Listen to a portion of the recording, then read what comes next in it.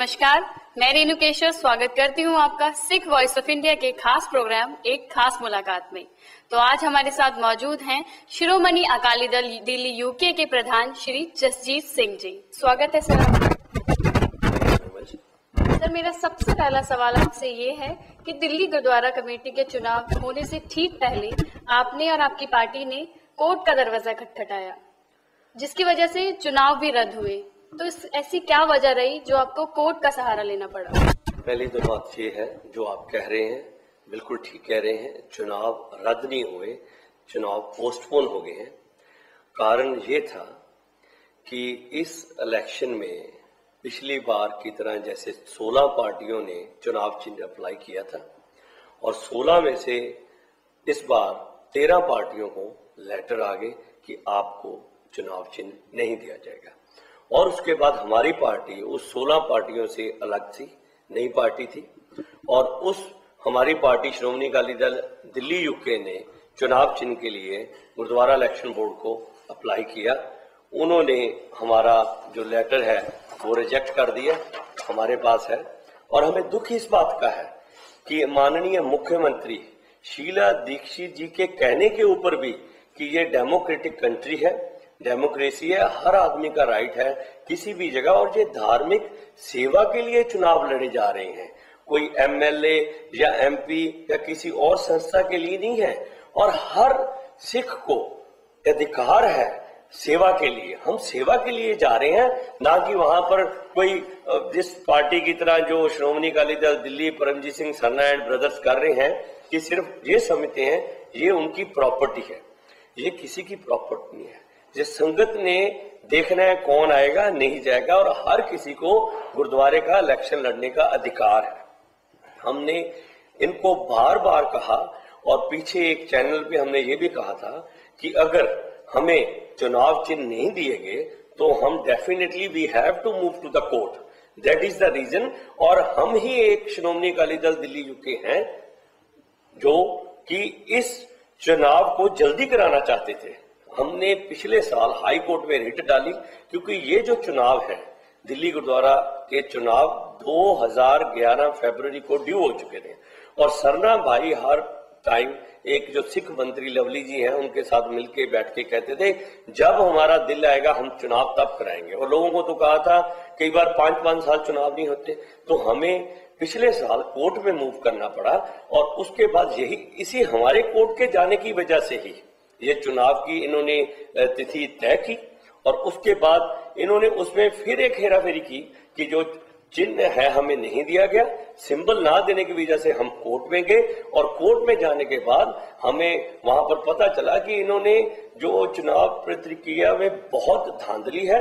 इन्होंने बोगस वोटें बना के, जबकि चुनाव से पहले हमारा तय हुआ था सभी पार्टियों के साथ, गवर्नर साहब के साथ मीटिंग हुई थी कि इस बार जो भी वोट डालने जाएगा फोटो आईडी उसकी होगी, उसके बाद वोट बनेगी, जाएगी, पोल करेंगे। इन्होंने वोटें तो बना ली, बाद में कम वोटें होने के कारण जो कम वोटें बनी ये भी दोनों भाई सरना ब्रदर जिम्मेवार है, क्योंकि इन्होंने दूसरे दलों के लोगों के, मैं सिर्फ अपने लिए नहीं बोलता, मैं सभी सिखों के लिए बोल रहा हूं, कोई भी और पार्टी के लोग हैं, हारना जीतना संगत के हाथ में है, हमारे हाथ में नहीं है। या गुरु तेग बहादुर जी जानते हैं इन्होंने क्या किया, जो हमारे दलों की इनके ऊपर शक था कि ये हमारी वोटें हम बना रहे हैं, हम जैसे ये बंडल देते थे, बंडल जाता था वो डस्टबिन पे फेंक देते थे, तो वोटें तो बनेगी नहीं, क्योंकि ये चाहते हैं जो 2 लाख वोटें हमारे लोगों की बने और वही चुनाव में हमको वोटें डाले, हम जीत जाए। तो जब माननीय जज साहब के सामने ये बात लाई गई, हमने वोटों की लिस्ट के बारे में पूछा और इनके सरकारी लोगों ने कोई जवाब नहीं दिया, तो जज साहब बहुत नाराज हुए। उन्होंने कहा कि बिल्कुल ये अच्छा नहीं है, आप जो भी वोटें बनेगी वो फोटो आईडी कार्ड के साथ बनेगी। और उन्होंने हमारे पास तो हम जो भी बात करते हैं श्रोमणी अकाली दल दिल्ली यूके, वो एक एक बात प्रूफ के साथ करेगा। ये हाई कोर्ट में हमने रिट डाली, और ये रिट में उन्होंने साफ लिख दिया है कि अब कैंप लगेंगे और कैंपों में सरकारी लोग होंगे, और हफ्ते में 2 कैंप लगेंगे, उसके बाद वोट्स बनेगी, और फिर दोबारा जो उम्मीद है मई 2012 में चुनाव होने की संभावना है, अगर ये लोग ईमानदारी से काम करते रहेंगे। कोर्ट के हमारे पास ऑर्डर है। जसजीत जी, आपने दिल्ली गुरुद्वारा कमेटी के प्रधान श्री परमजीत सरना पर आरोप लगाए हैं कि उनका धन विदेशों में जमा है, तो आपके पास कोई सबूत है इस बात को लेकर जो ये साबित करे कि उनका काला धन विदेशों में जमा है? श्रोमणी अकाली दल दिल्ली यूके बिना सबूतों के कोई काम नहीं करता। अभी जो इनका काला धन की बात कही गई है, इनका विदेशों में, हमने तो पीछे जो चैनल में कहा था कि इनका जर्मनी में पैसा है, इनका बहुत देशों में पैसा पड़ा है। आज अगर मैं आपको इनके वो सबूत भी लेके दे दूं तो ये भाई मेरा वो सबूत नहीं मानेंगे। इसलिए सबसे अच्छी बात है जो संगत को भी पसंद आएगी, कुदरती गुरु तेग बहादुर जी में इतनी शक्ति है। आजकल में काला धन की बात हो रही थी, ये मेरे पास 7 अखबारें यहाँ पर पड़ी हैं, ये पीछे लिखा है, आप देख सकते हैं कि 500 बिलियन इलीगल मनी जो बाहर के बैंकों में पड़ी। मैं पूछना चाहता हूं ये किन लोगों की है? ये इन्हीं लोगों की है, सरना भाइयों की भी है। और जिस किसी को भी प्रूफ चाहिए कि सरना भाइयों के बाहर पैसा है या नहीं है, वो सीबीआई को लेटर लिखें, इन भाइयों का नाम लिखें, पता लिखें, इनकी पोस्ट लिखें, उनको सारी इंक्वायरी का जवाब आ जाएगा कि इन भाइयों का भी उस लिस्ट में नाम है या नहीं है। एक अखबार नहीं है, हर अखबार में है। और ये भी अखबारों में लिखा गया है कि ये जो लोग सच्चे सुच्चे हैं उनका ही पैसा वहां पर है। और मैं पूछना चाहता हूं इससे बड़ा प्रूफ क्या होगा कि ये इतने झूठे भाई हैं। आज से गुरुद्वारा कमेटी में आने के पहले इनके पास कितना पैसा था, और आज ये 5 स्टार होटलों के मालिक हैं। आज इनकी बसें भी चल रही हैं, आज बस स्टैंड भी इनके हैं, एयरपोर्ट के ऊपर भी ठेके हैं। वो जो पैसा है उसकी इनकम कहाँ जा रही है, हम पूछना चाहते हैं। उसका इन्होंने कोई टैक्स दिया है? आज कितने 1000 करोड़ रुपए के दोनों भाई मालिक बने बैठे हैं, उसका जवाब आपको सीबीआई से लेटर डालिए, सारा जवाब आ जाएगा। अगर कोई प्रूफ नहीं मिलेगा फिर मेरे पास आ सकते हैं। अगर मैं कोई भी इनको आपको आज कोई भी प्रूफ दूं, वो ये कहेंगे ये झूठा है। और या किसी ने जर्मनी जाना है तो जर्मनी जाए, दुबई जाना है दुबई जाए, यूएसए जाए। इन भाइयों के हर जगह काम भी चलते हैं। हर संगत जानती है कि अगर ये सच्चे हैं तो 10 साल की इनकम टैक्स की रिटर्न्स ले आए कि इनकी कितनी इनकम हुई और इतना जो इन्होंने साम्राज्य किया है ये कहां से आया। गुजरे कुछ दिनों में सर आपने एक टीवी डिबेट में हिस्सा लिया जहां पर श्री पूर्व प्रधान रविंदर सिंह सन्ना जी भी मौजूद थे, तो वहां पर कुछ क्या ऐसे सवाल किए गए जिसकी वजह से उन्हें वो डिबेट भी छोड़कर जाना पड़ा? अभी पिछले ही कुछ दिनों में जो टीवी के ऊपर डिबेट हुई थी, सन्ना जी वहां पर आए थे।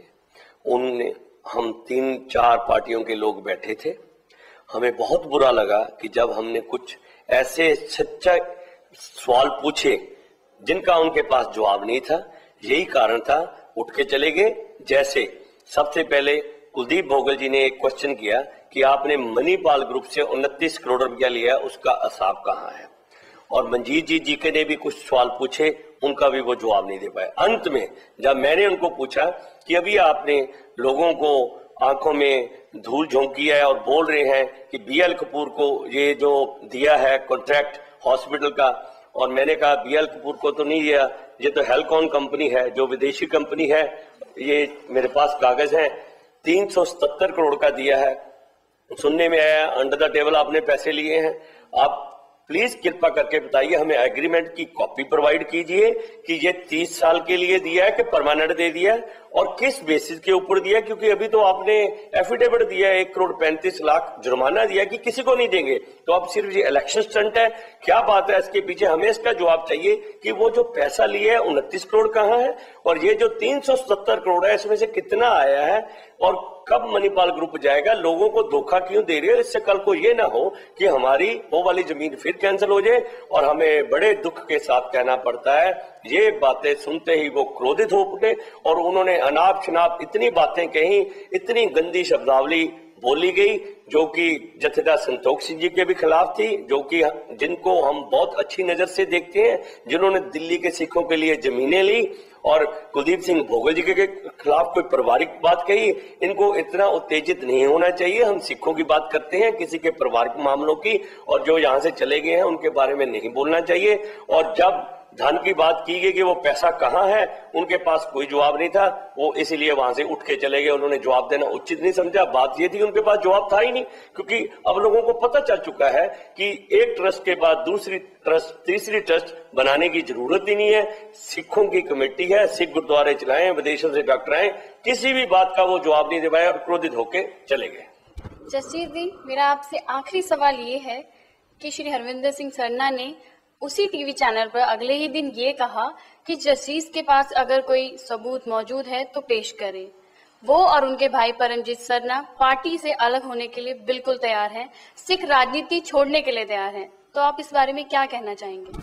आप त्याग पत्र की बात कह रहे हो, ये इतने बेशर्म हैं कि इनको किसी की भी कोई चिंता नहीं है, ना ये संगत की परवाह करते हैं, ना किसी का देखते हैं कि क्या हो रहा है, क्या होने जा रहा है। अभी रिसेंटली डॉक्टर मनमोहन सिंह जी जो हमारे माननीय प्रधानमंत्री है, उनकी वाइफ गुरुद्वारे आते जाते थे, इन्होंने वहां पर गुहार लगाई कि यहाँ पार्किंग की बहुत प्रॉब्लम है।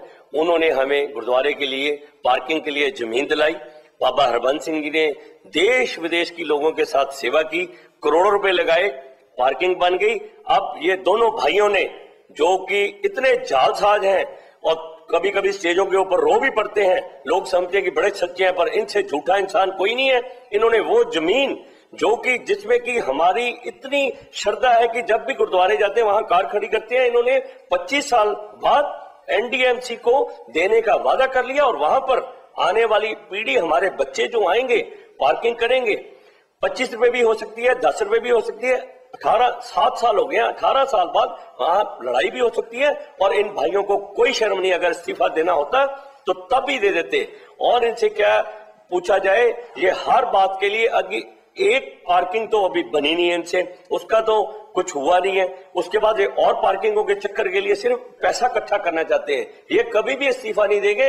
इस्तीफा तो संगत ही जब चुनाव आएंगे तब पता चलेगा ये कहां खड़े हैं। और हम यही चाहते हैं कि गुरु तेग बहादुर इनको सम्मति दे। उनके स्थानों के साथ छेड़छाड़ी कर रहे हैं जो कि बिल्कुल संगत को पसंद नहीं है।